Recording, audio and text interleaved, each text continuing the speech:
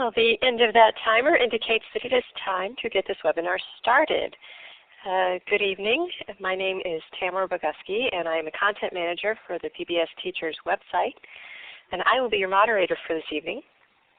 In tonight's webinar, we will be joined by Cyrus Rangan, medical toxicologist for the Los Angeles Department of Public Health, and Moises Rahman is preschool center director and the educational consultant for the Sid the Science Kid. Dr. Rangan will first introduce you to some basic information on recognizing seasonal and H1n1 flu symptoms and offer educators some ideas for prevention and family support.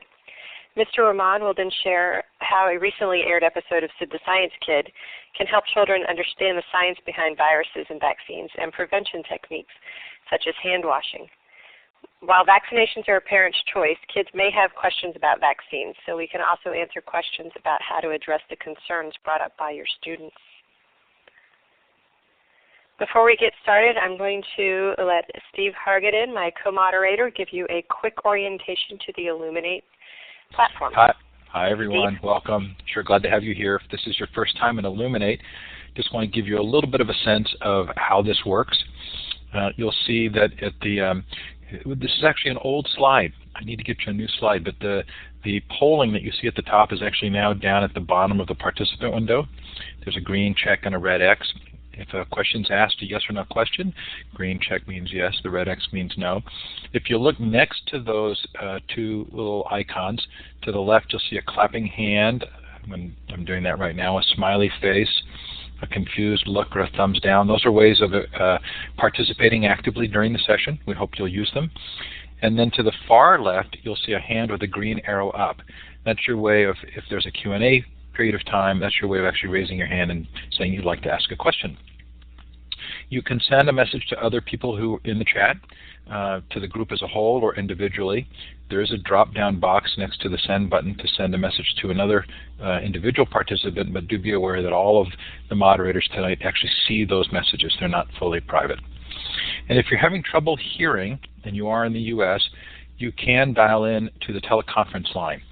And to the lower right of your, in the audio box, you'll see a little handset icon, and there are instructions once you click on that to dial into the conference line. So if you are getting some audio difficulty, please feel free to do that. So now we give you your first chance to participate.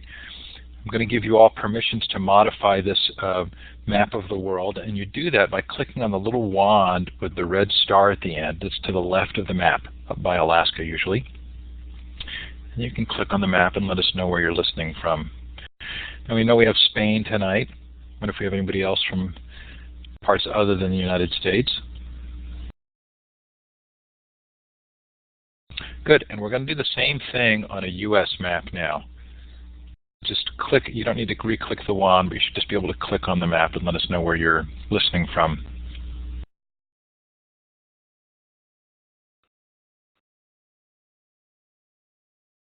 Okay, terrific.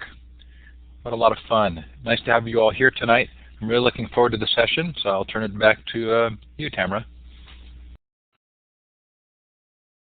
Thank you, Steve. I'd like to go ahead and introduce you to our first presenter for the evening, Dr. Cyrus Rangan. Dr. Rangan, as we start the conversation, can you please share your thoughts on why H1n1 is causing such an uproar, and is there cause to be concerned about that above the regular seasonal flu? Sure. You know, H1n1 kind of came around and took us by surprise earlier this year, around April or so.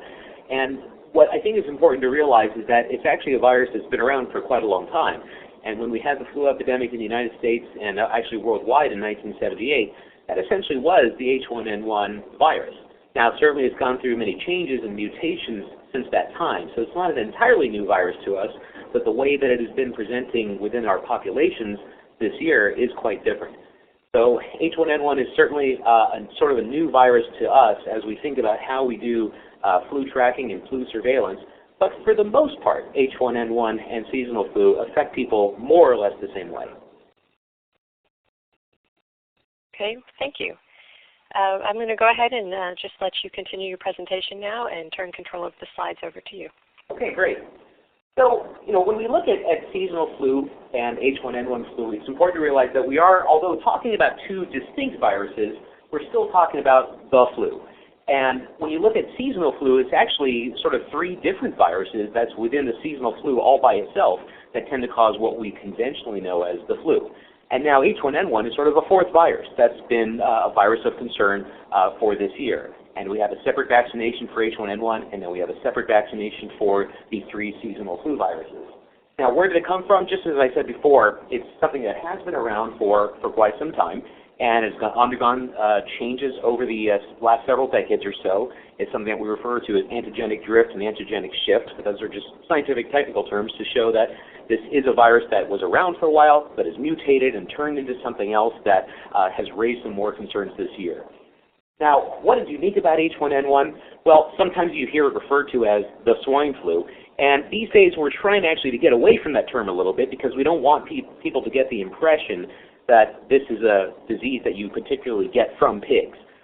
The reason we call it the swine flu is that it has some genes inside that virus that are very similar to the genes of the virus that does affect pigs and does give pigs the flu.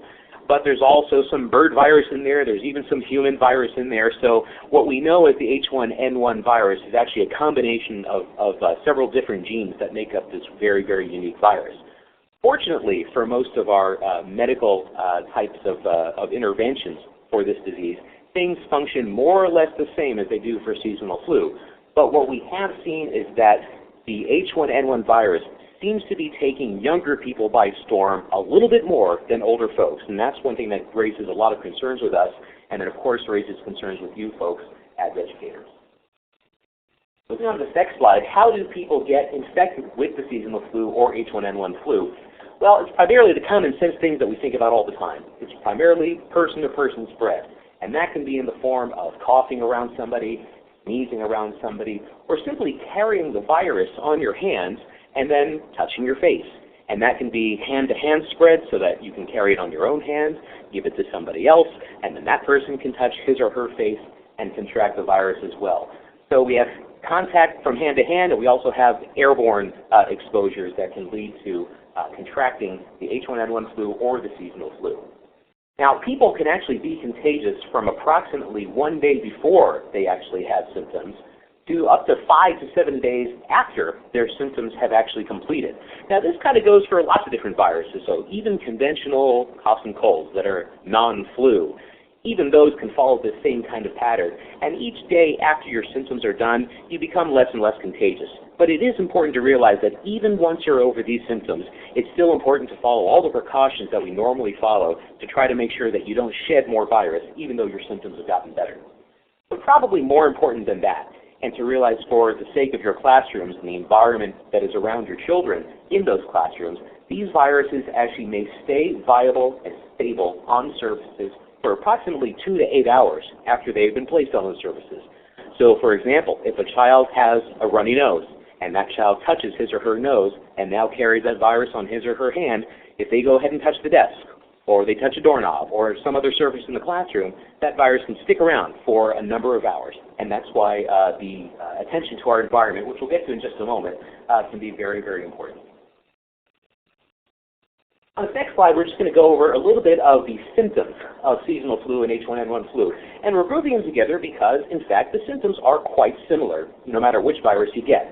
But they do vary quite a bit from individual to individual. So when you look at the kinds of symptoms you can see, it really can be any one or any two or any three or all of the following symptoms. They may include fever, sore throat, a runny nose, or a stuffy nose. And that's one of sort of the misnomers sometimes about flu, that some people think that a runny nose is just a plain old cold, whereas a stuffy nose is more of an indicative of the flu. And those adages don't really hold water today. So it really could be a runny nose or a stuffy nose when you have the flu. Aches and pains that can be kind of from head to toe or really anywhere in the body, headaches, chills that may accompany those fevers, and decreased energy levels. So children who just don't really feel up to their normal speed, so to speak. Now, what's also important to realize is that many individuals actually may have these respiratory symptoms, like the cough and the cold, runny nose, stuffy nose, etc., even without fever. So just because a fever is not present does not mean they couldn't actually have the flu, and those symptoms that they're actually having could be H1N1 or the seasonal flu. This next slide is just to give you a few tips on some things that would be important to recognize if you had a child in your classroom who maybe was feeling a little bit under the weather for a couple of days, but now might be experiencing very, very severe signs of flu illness. And these are just a few things just to kind of keep in mind, and just in case you happen to have a child who gets very sick very fast, which does happen on occasion. So if you notice that any of your students or children in your facility are displaying fast breathing or difficulty breathing, especially when they are at rest, when they're simply sitting on the ground or sitting at their desk, and they are having breathing that seems very much out of proportion to what you would expect when they are at rest, that can be a sign that the flu is getting very, very bad. If the skin of that child starts to turn very sort of a pale bluish color or any kind of a pale color, that can be a sign that the child is becoming very dehydrated. Sometimes it can be a sign that the body is going into shock as a result of a severe infection, so that would be another cardinal sign to look out for.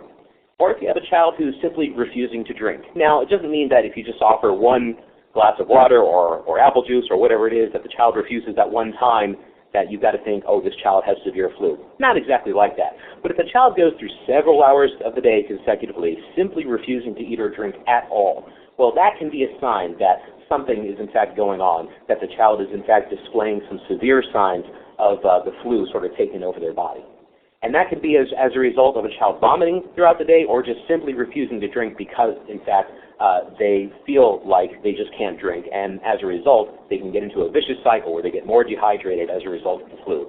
And that can lead to a rapid deterioration in their clinical status. Or if a child is poorly responsive. This is obviously sort of a no-brainer concept for many different illnesses, not just the flu. But if a child simply isn't responding the way they normally do, if they're extremely tired and very hard to wake up, that of course would be a sign of a severe illness, whether it be flu or any other. And here's one that's a little bit less intuitive, but kind of applies to the way that the flu has been carrying on over the past several months or so. If you see that a child has had an improvement in symptoms, let's suppose they had a mild illness that was deemed as the flu by their physician. Now they're back at school and things are looking okay for a day or so, and then the child starts to get, maybe over the next day, more severe fever and cough, especially more severe than that first illness. Well, that can actually be a sign of a very, very severe infection coming on. What we are seeing in some of these young people, that they get over the mild flu, but then some other illness happens to occur on top of that, like a bacterial pneumonia or something more severe than the first illness. And in some of the very bad outcomes that we have seen over across the country, we've seen that some of these children develop a pneumonia after the flu, and that can be a sign that the illness has gotten very much worse. Now, what can you do as educators when you are looking at your students and worried that they might actually be getting the seasonal flu, or if they've been diagnosed with the flu, whether it be the seasonal or H1n1 flu? Well, obviously, we encourage you to encourage parents to contact the family's healthcare provider. And that is actually one of the most important things that we can do no matter what situation we are in when it comes to the flu. One of the most important reasons for this is that sometimes we feel like we can handle these illnesses at home, and sometimes we'll even go to the internet and try to get some of the latest information about what might be going on. And all those are certainly good things. But one thing to realize is that the recommendations and the way that we track and do surveillance of the flu changes sometimes even day by day. And then physicians such as myself will be receiving recommendations from places like the public health departments or the Centers for Disease Control about new things that we need to be looking out for ourselves as physicians and our patients, about what to do next when we see a child who has the flu or is suspected of having the flu. And sometimes all that information is not necessarily available to parents and educators on a timely basis. So we encourage you to make sure that parents are in contact with their healthcare provider, whether it is a visit to the healthcare provider or a phone call to the healthcare provider, to make sure that everyone is up to date, up to par, and on the same page about what is the next move for that child. And then, of course, encouraging parents to keep those children at home as much as possible during the illness. And not just simply keeping the child out of school, but also keeping the child from coming into contact with other children while they are at home, to try to make sure that the spread of the illness is kept to a minimum. One thing that we also discourage, and quite adamantly, is to make sure that you tell parents to never take their child to what's called a flu party. And this may be a term that you might not have heard of, but this comes from the way that sometimes society has viewed a lot of different illnesses.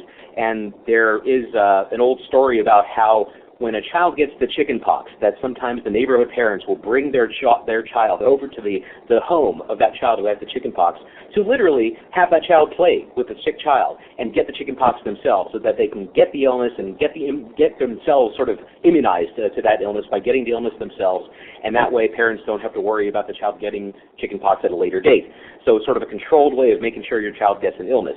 And this is a practice that we discourage for any illness, for any circumstance, at any time as healthcare providers. So make sure that it is something that you actually iterate to your parents, that if they ever hear about this term flu party, hey, I can just take my child over to this sick child's house and get the flu so they get the illness over with, and now they have immunity. That's always, always, always a bad idea. Because although, yes, for the most part we see mild illnesses in most of these children, we have seen a lot of bad outcomes. And yes, children have died as a result of getting the flu. So the best mode of action is always going to be prevention. Now, what can we do as educators and as adults in general when we are regarding our children to help prevent the spread of seasonal flu virus and the H1n1 flu virus? Well, obviously you want to provide families with as much information as possible, and this can come in many forms. So as educators, you may be receiving various information that may come down from the CDC for general recommendations about what's going on with the flu right now.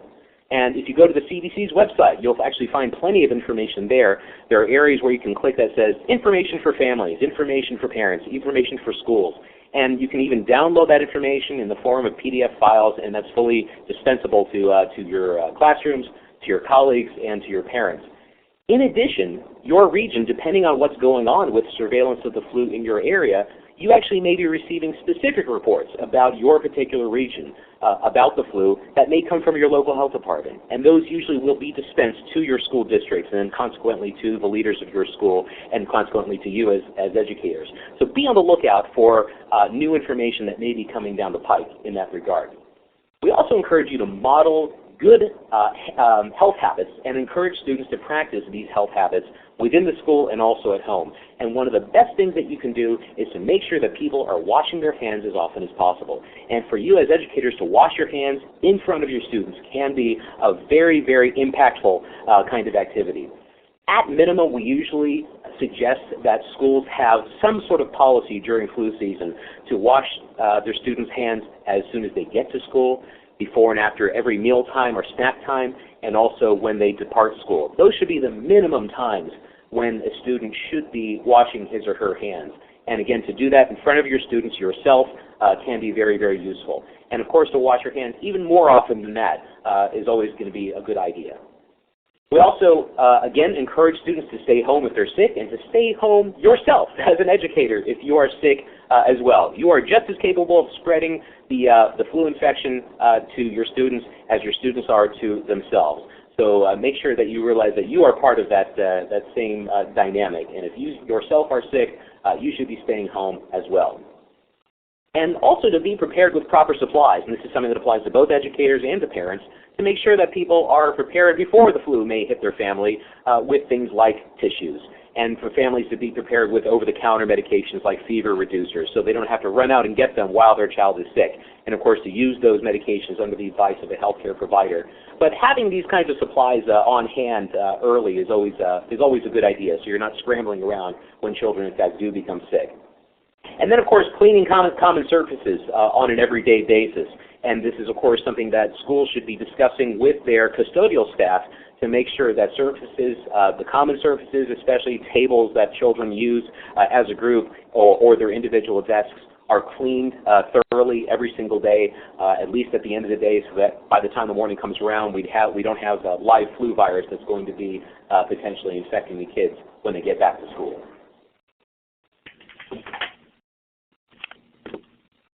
Okay, and the next slide, I think I'll be turning it right back to the moderator for the poll. All right, thank you very much. We had one question come in the chat window that I'm going to let you address now, and that was, what causes viruses to mutate?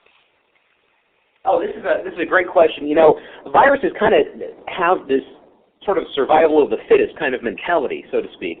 Now, viruses themselves are not really live organisms in the same way that bacteria or even people are, but they have this ability to sort of defend themselves by turning themselves into other beasts. And so what happens is when a virus gets into the human body, the way it stays alive, so to speak, is that it gets into our cells and uses the small organs within our cells and the machinery of our cells to reproduce themselves. And as viruses start to die, they basically take new genetic material that's within those cells and they start to create new genes. So the viruses themselves will have more or less the same genes that they had before, but they'll basically change a few of those gene sequences so that they become a new virus so that they can't be attacked by the same antibodies that we developed the first time. This is why we have to get a new flu vaccination researched and dispensed every single year. So last year's flu vaccination isn't going to protect you as well against today's flu as the new vaccination that we developed this year. So that's one of the reasons that we have a new flu vaccination every single year.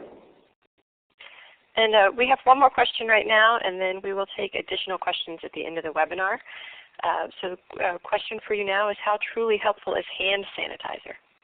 Great question. Of course, we always try to encourage hand washing as much as possible. Not to say that hand sanitizer isn't a good thing, but hand washing generally is a much more complete process, because hand washing is soap that goes through all the fingers and both sides of the hands and up the arms as well, and we encourage people to do so for about 20 seconds or so, and that is generally the best thing to do. However, we do realize that sometimes, as time permits, not everyone is able to do that. Let's suppose you have a classroom full of 30 kids. Well, it may take you an hour to get all those kids to wash their hands. So what sometimes we can do in the meantime is use something like hand sanitizer, and that actually is a viable means of preventing the spread of flu. Again, it's not as good as hand washing, but if hand washing is not immediately available or maybe a little bit cumbersome to do at the time, hand sanitizer is a great thing. And we generally suggest the alcohol-based hand sanitizers, but if those are not available, even the non-alcohol-based sanitizers are just as good. Great, thank you. Sure. I'd like to get a sense from those participating this evening, if your students have expressed concerns about the flu or vaccinations in your classrooms, you can use the green check or red X that is just to the left of the slide or just below the participant list to let us know.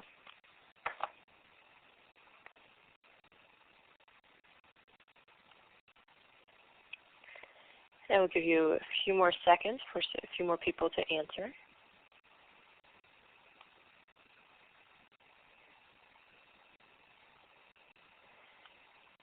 Okay, and then we'll go ahead and publish our results.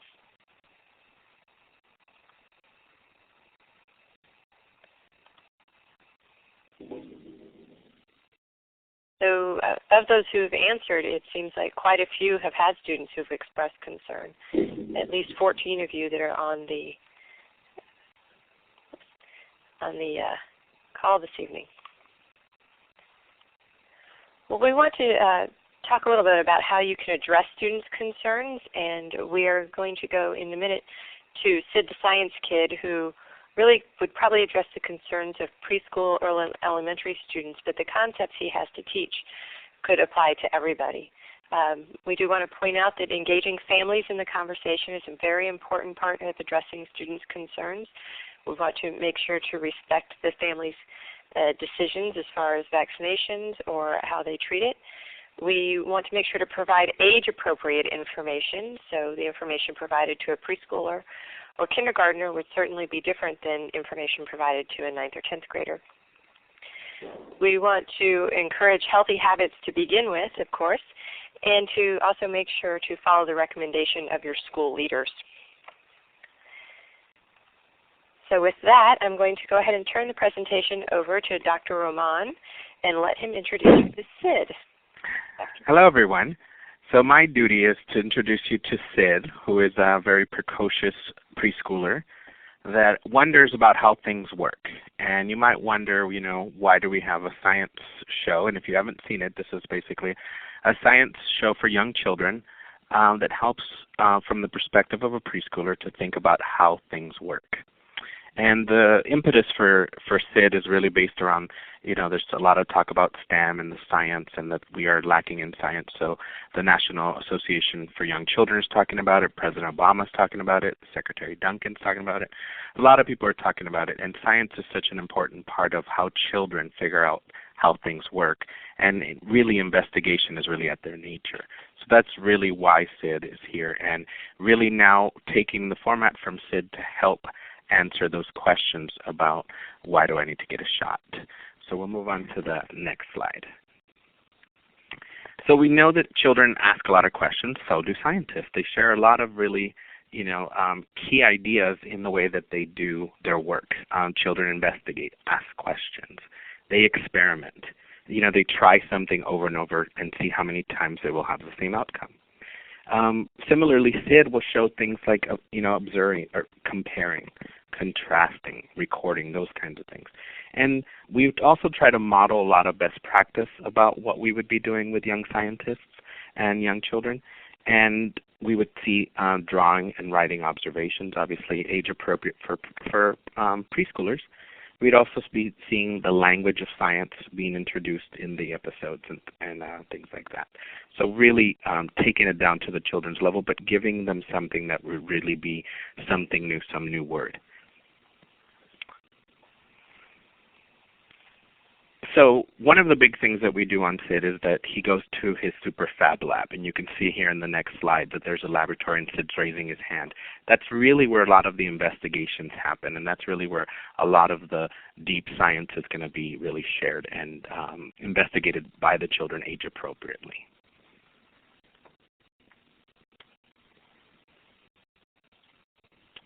Now we get to the actual episode.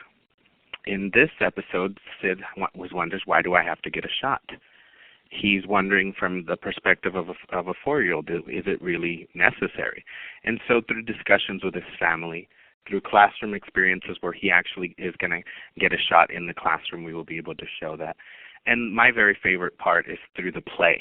They do this kind of fun little skit where they talk about getting a shot, and they pretend that they're viruses and it's their antibodies, and they use all that language that goes into that. So we are going to be introducing a lot of the heavy language of the vaccination process, but it's really going to be fun because it's done age appropriately. There's songs that will reinforce the learning, and really if you've ever seen Schoolhouse Rock, a lot of our songs are done that way, where the song will be really catchy. And if you remember the song, I'm Just a Bill, sitting on Capitol Hill, a lot of people can sing that. A lot of people can reinforce that. So we try to have a lot of the heavy science in our songs so that children can be singing it. And in this episode, where we're going to be hearing the song about the shot is going to hurt a little but going to help a whole lot. It has a really catchy tune, and we have a songwriter that really put a lot of emphasis on the science that we give them, and then really making the tune really catchy so children can be thinking about it and hearing it. And as the song is playing, we're also showing children actually getting the shot too, and our characters will be singing the song.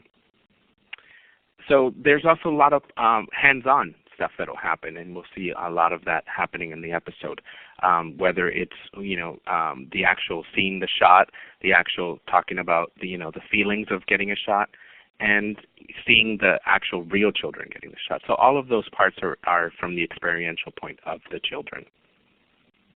And the historical example is our grandmother. Our grandmother in SID usually provides us the historical answer to many of Sid's questions, and in this case, the grandmother is going to talk about how she remembers the very first scientist who started talking and teaching people about washing hands.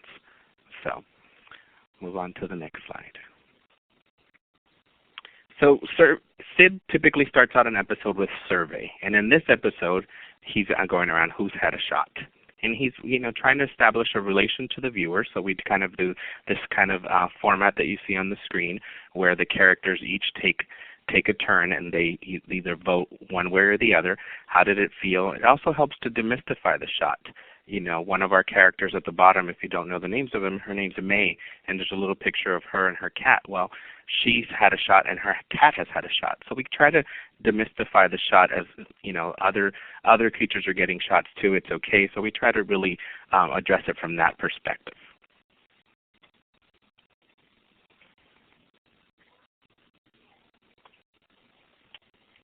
Now we move on to the investigation, the science of vaccinations. And here's where we really get down to seeing the needle. His grandmother's a retired nurse. There's talk about retired nurses are going to come out of retirement to help vaccinate people because there's such a big need. So we thought we would use that in our episode. So Sid's grandma is a guest in his school, and all of the children have, the teacher says all of your parents have signed for you to have the shot. So we kind of throw that in there so everybody knows we covered, all the questions. We're not just having grandma come in and give shots. And grandma's a nurse. She comes in with her outfit. She comes in with her case, and then she shows the children how the shot is going to go into their arm and how then antibodies are going to start to be formed to battle the virus. So all of these things were consulted back and forth between our science consultants, our pediatrician consultants, and people so that we could get the language accurate but also appropriate for young children. And that's really the basis of the science of vaccinations. So you'll see our characters get a shot, and then there'll be an opportunity for us to toss to a video so that we can see the live children actually getting the shot. And there's the video. We will toss to that video now, if you'll give me just a second to get the video up and running.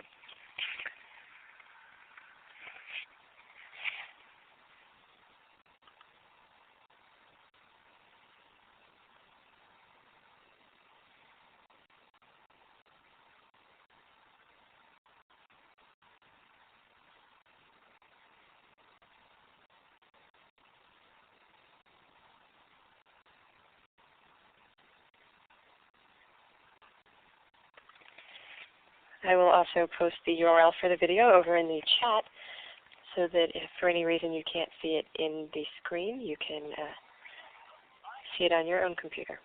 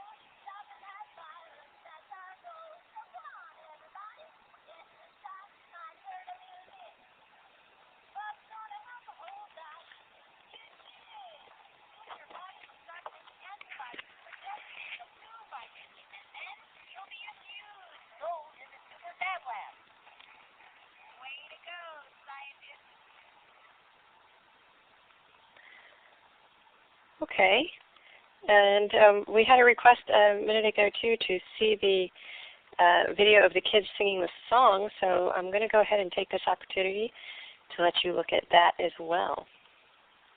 Yeah, the song's really great.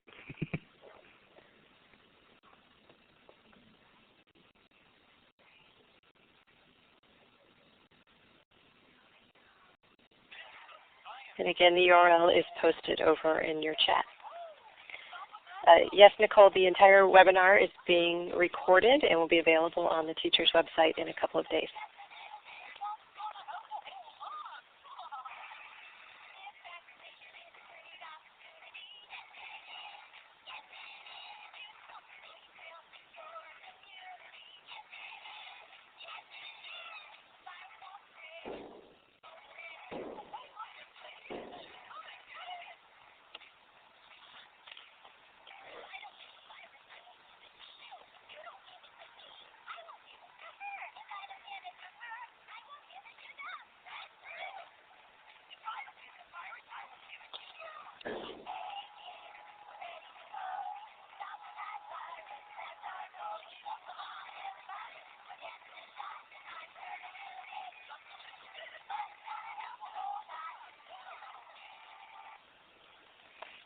Okay.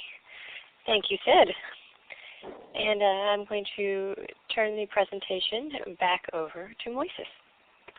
Well, I saw that a couple of you guys are saying that the characters are really cute. They're actually, there's a lot of work that actually goes into the production of this. They're actually live capture animation that you're seeing, so people are actually dancing and doing this kind of stuff. And this episode was actually out of our sequence that was PBS and KCT and the Henson Company of everybody involved was kind of a reaction to try to help the community. So we put our teams together kind of out of season to really develop this episode, especially to respond to the community's need for more information.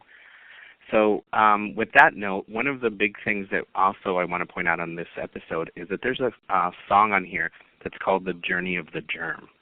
And this is a really tangible way for children to see how germs are spread. And if you look on the slide, there's a little green dot on the hand. And what we're trying to show children is that when you just touch a doorknob, the germ comes on, it goes in your hand, and through the song you could see this germ traveling as people are shaking hands, they're high-fiving. But the really great part is at the end where this majorette is about to sneeze, and she sneezes into her elbow and stops the germ and then goes and washes her hands. So I think the tangible message for children is in these songs and in these little vignettes that the writers and producers have created with such care so that the message can really be delivered to children. And I am posting the URLs for these songs over in the chat window as well. Thank you. Now, one of the big things that we like to do with Sid, and this is really prevalent in this episode also, is really the connection between home and school. That there are a lot of lessons that can be taught at school and then carried to home. The washing hands, the sanitizing, as our Dr. Cyrus talked about, was really big message. So Dad in the episode is really going around sanitizing things, and he really, makes it a point to point it out that he's doing it. And the coughing and sneezing and terrible, and that you will help others. Helping yourself by getting shot will also help others. So we really try to make those connections about how it's not really just about you, it's about everybody. And so the homeschool connection is huge for us. His question starts off at home. He investigates at his school. He continues to investigate and get answers as he continues to go through his day and finally getting back home. Now, one of the big things about Sid isn't really about facts and things like that. We're not trying to stack up the facts because that's going to make it science. We really want children to be intentionally involved in the process of knowing how to think critically. And so part of sharing this vaccine information is so that everybody can really learn about the basics, and that that they're not a bad thing, that we really help children to think about it critically by giving them tangible information. We tell you that it's going to develop some good stuff to help a whole lot, and so that's really the process of science that we try to deliver through Sid and through this episode.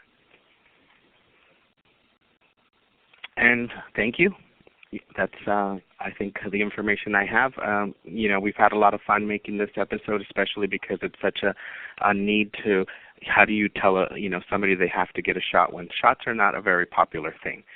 We're trying to kind of have an uphill battle towards how the shots have become kind of the thing that children fear, and sometimes adults, might even use shots as threats for children. So the idea that we're trying to really put a really positive spin on getting you healthy and keeping healthy through our SID vaccination episode is the whole point of what we're trying to do.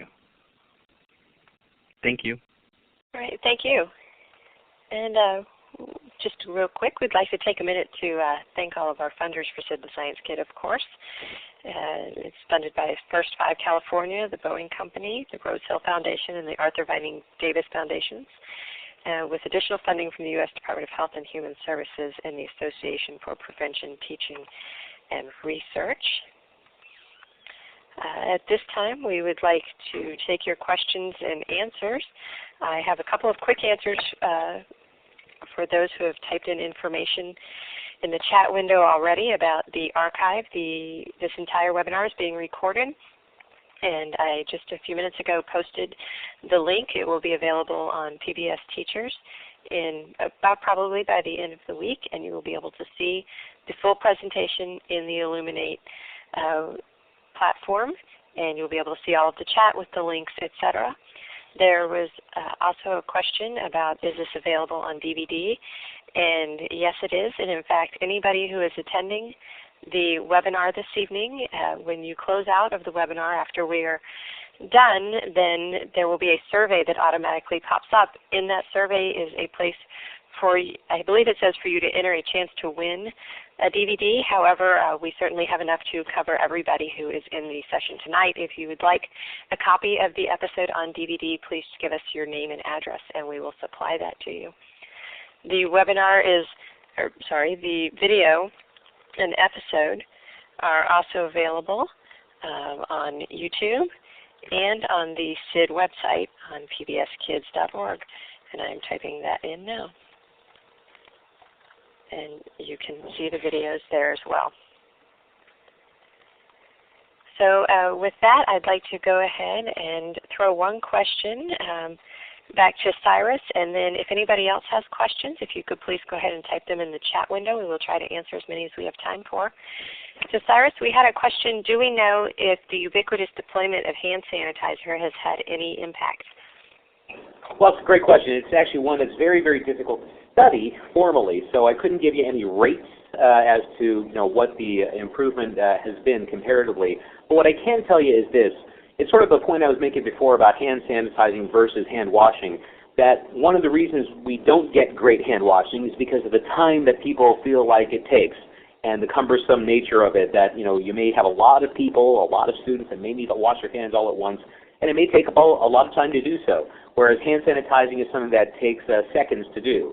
So if you had to sort of kind of conjure up in your head a scenario of, well, should I make my children wash their hands 10 times today and take up the number of minutes that that's going to take, or should I go ahead and say, let's wash their hands as soon as they get to school, when they leave school, before and after meals, but in between times, maybe I'll do the hand sanitizing. So basically what it does is just add that one extra layer of protection. We do know that the hand sanitizers do kill the virus. So as long as you're doing those kinds of things, whether it's washing your hand or using hand sanitizer, we know the stuff works. But as to how much it helps comparatively, I couldn't give you any specific numbers. Okay. It's good to know that it does help. And Jay has a question about how students can bring about a change within the school to, and I'm assuming that means to encourage these healthy habits. Is that for me too? Certainly, go right ahead. Okay, sure. Well, I think going back to the issue about modeling behavior, the more that you model the behavior of things like hand washing in front of your students, and the more you talk about it and keep it as a topic of conversation throughout, the better off you're going to be. And I think that one thing you can do is that if you want to get a few of maybe your more enthusiastic students to sort of take the lead themselves with those kinds of activities, that can be very helpful as well. So if you have some enthusiastic students in your class that are willing to model that behavior for their fellow classmates, some kids respond better to the teacher with these things. Some will respond better to their classroom leaders in that regard too. So I think getting them involved with the process of modeling good behavior is always going to be a good thing. Can I add to that too? Absolutely. One of the things that I think is crucial, especially for the young children who are at risk, is the idea that washing hands. We actually take it for granted that washing hands is so crucial to this stuff, that when we actually started to change our practices, and by we I mean UCLA, we have 3 preschools and about 400 children, and we started systematically changing our practices about a year ago or so about how intentional we were about washing hands, that some classrooms got really creative and they put, follow the yellow brick road to the sink, or something like that, something really creative. Some classrooms have, these footprints that say stopped, on the floor and said, did you wash your hands? And it's taped with clear tape on the floor. And it's really about, the children will remember to do it more often than the adults. Look, Mom, the feet say we have to go wash our hands, or whatever it is that we're doing. But that kind of really addressing it at the level for everybody, and we have the signs that are intended for the adults. We're also offering opportunities for adults to not be inconvenienced, like having to go all the way into the classroom to wash hands. We have hand sanitizers for the adults so they can sanitize before they drop off their children, before they open the doors, all those things. And, some people might say we're going overboard, but we had one case of H1N1, and it's only been one, and it's only been isolated to one classroom, and it has not spread everywhere. So we think that what we are doing has been kind of that inspiration from within that the question talked about. Great. I love those examples. And those are very practical ideas that teachers can put into use immediately. Two other medical questions we have. The first one is, what should custodians or whoever's cleaning the surfaces in the classroom use for cleaning? So whichever one of you would like to address that. Sure, we can talk about that. I think your standard cleaners that they use on an everyday basis are just fine. There's really nothing special that you would need to use. And if you want to use something even as dilute as a 1 to 10 bleach solution, that's perfectly fine for killing viruses too. I think probably just the most important thing to advise your custodial staff of is that they need to take precautions while they're cleaning to make sure they don't get infected themselves. And that can be something that we tend to overlook a little bit. But because these viruses can stay alive on surfaces for, like I said, 2 to 8 hours, things like used tissues that are in the trash can that they empty, all those kinds of things are potentially sources of exposure for the custodial staff. So although there's no special kinds of cleaning agents they need to use to kill and clean the viruses, they need to take extra precautions themselves to make sure they're not infecting themselves. The one thing I would say that is crucial for that and what kind of cleaning agents to use is make sure that they're using stuff that has not evaporated. For example, if they're using bleach, that it is fresh bleach that's been made on a daily basis. Because oftentimes people think that you've made the bleach for the week and, that's it. It tends to get, to evaporate and lose its, its effect. So just be making your bleach daily so that, if you're going to use that to be your sanitizer. And like Sire said, that it's 1 to 10. It's not, you don't need a whole lot. All you need is, a teaspoon and, into one of those bottles. But the idea is that it does get rotated and it isn't the same bottle that you've had all week. Good, very good point. We have a question about safety advice for hand sanitizers with young children. So this is a question that has come up to us a lot. I also work for the poison control system, and sometimes we get cases now and then where we have young children actually getting into hand sanitizer and actually ingesting it, drinking it. And it is important to note that these are alcohol-based preparations, the same alcohol that you find in wine and beer, and there's a relatively high concentration of that alcohol as well. Hand sanitizer, it shouldn't be left out in the open for the kids to get themselves. It should be something that should be at the teacher's desk. Maybe the teacher can be squirting it into their hands, and that way you avoid two problems. One, you avoid the children going up to the bottle and drinking it, and you also avoid the issue of them using their hands to contaminate the bottle itself. So I think that would be one piece of advice, especially when you have young children in the classroom. Okay, thanks. And should someone suffering from H1N1 be completely isolated? The question about the isolation issue, I think one thing that we need to make sure that when we understand a question like this is that it doesn't matter whether it's H1N1 flu or seasonal flu or even just a regular old cough and cold. We take the same precautions no matter what it is. When any child has a respiratory infection, no matter what the source is, then that child should be following the same kinds of precautions that we would recommend in any situation. In other words, the child should be home as much as possible as the illness is working its way through the body, to wait for approximately 24 hours after the last fever in order to be sure that the kid's okay to go back to school. And as far as isolation goes, it doesn't necessarily have to be that strict, because at home you're not going to put the child in the room and not touch him for 24 hours. Obviously you're going to have people involved, and mom's going to be there, dad's going to be there, siblings might be there. It's okay to be around the patient or the child at home. Just make sure you're following all those precautions that we recommended before about good hand washing, about making sure that people aren't sneezing and coughing on each other. And if these precautions are followed, in general, most people are going to be fine. Good. We have a question about green-friendly cleaners, and I'm assuming their effectiveness. Sure. For the most part, these cleaners are relatively good in terms of their ability to kill off these viruses. One thing about them is that some of them, in a way that Moises was kind of alluding to as well, is that some of them don't necessarily stick around that long once we make up these solutions. And it's important to make sure that we're using fresh batches of these cleaners when we're actually putting them into use. But for the most part, yes, we've seen that they're relatively decent at cleaning surfaces and making sure we hold the viruses at bay.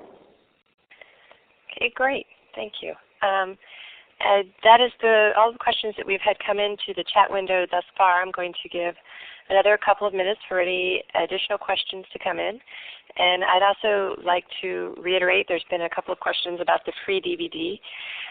You do not need to send your address in the chat window to us. What will happen is at the end of the webinar there will be a survey for you to take, and there is a place within that survey for you to provide us with your name and address to receive the free DVD.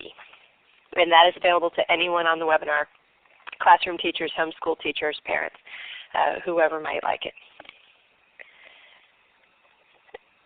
We have a question from Lorraine about using Clorox wipes in between classes in a computer lab, and is that the best option? That generally is fine if we're talking about cleaning surfaces and cleaning keyboards and TV screens, touch screens, things like that. Those are fine. Those are basically bleach-based solutions on those pre-made cloths, and those are perfectly reasonable for cleaning. Okay. Thank you. All right, well, I'm going to go ahead and proceed with the webinar at this point to do our closing slides. If anybody has any last-minute questions, please feel free to type them in the chat window as we move through these. Wanted to let you know about the next webinar in this series. As you know, the PBS Teachers Live is a free webinar series introducing educators to experts, authors, and producers of PBS programs. And they share ideas on using digital media to engage students in rich learning experiences. Our next webinar is December 8th, and there you will be able to learn more about the Frontline Digital Nation project. You can also find that online at pbs.org. PBS Teachers provides over 7,000 free resources for educators to use in the classroom, and our professional development service, PBS Teacherline, offers online courses to continue education.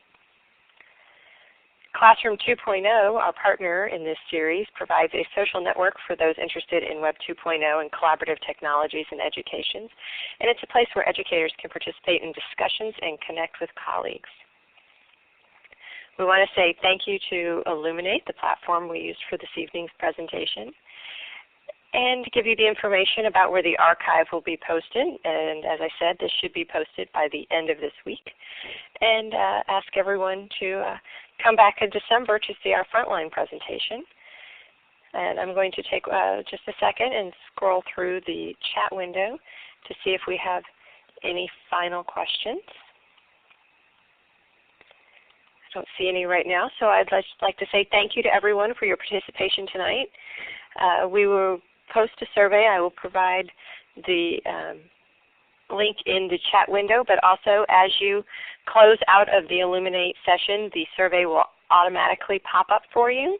And if you have, we would like to get your feedback in general on the Illuminate platform and on the session this evening, but also there are two places for you to provide optional information, and that is one, to receive the DVD for the evening. I believe it says for the giveaway in the survey. And the other is a place that if you would like a certificate of participation for this evening, you can provide us with your email address, and we can give you a personalized certificate so that you can provide that to your supervisor if necessary. And we will hang around for a few more minutes to answer any last-minute questions. Thank you. Thank you.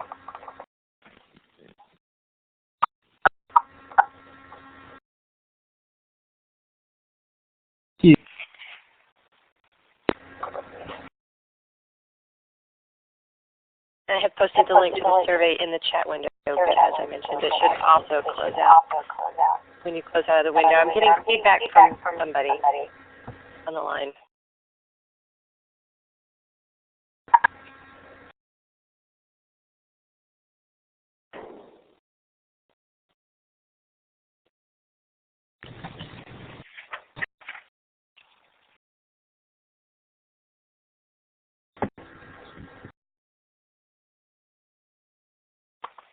The survey will launch as soon as you exit the session. Survey will launch as soon as you exit.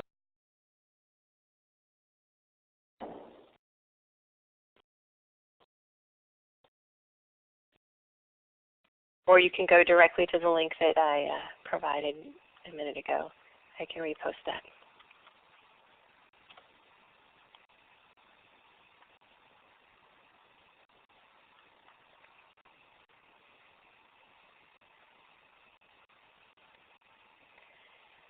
Okay, well, I don't see any questions further related specifically to the webinar, so I'm going to go ahead and thank our presenters and turn off the recording.